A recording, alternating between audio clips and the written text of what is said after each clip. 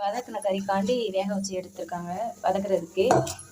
இப்போ வதக்குறதுக்கு சீரகம் வத்தலெல்லாம் போட்டு அரைப்பாங்க அம்மா, ஒரு மசாலா மாதிரி. எப்படி அரைக்கிறாங்கன்னு பார்ப்போம்.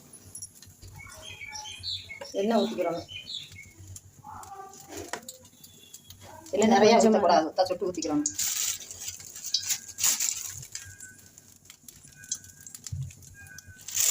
இது வந்து சூப்பு, எலும்பு சூப்பு. சீரகம் இந்த சீரகத்துக்கு மேலே போடணும்.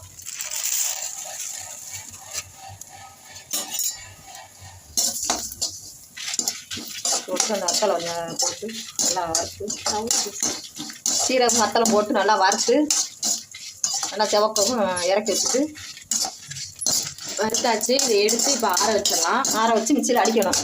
தண்ணி ஊற்றாமல் அடிக்கணுங்க. ஆமாம்.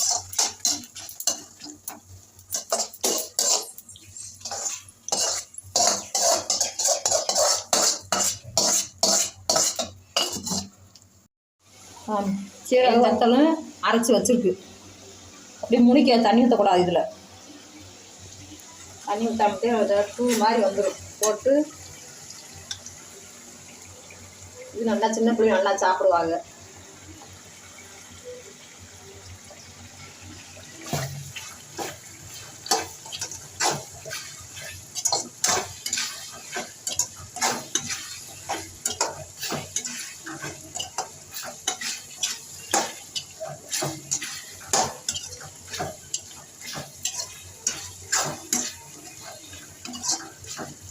அவ்வளோதான், கறி ரெடி ஆயிடுச்சு. நல்லா பிள்ளைய விரும்பி சாப்பிடுவாங்க. இப்படி வைங்க வச்சீங்கன்னா. வெங்காயம் எதுவுமே போடக்கூடாது.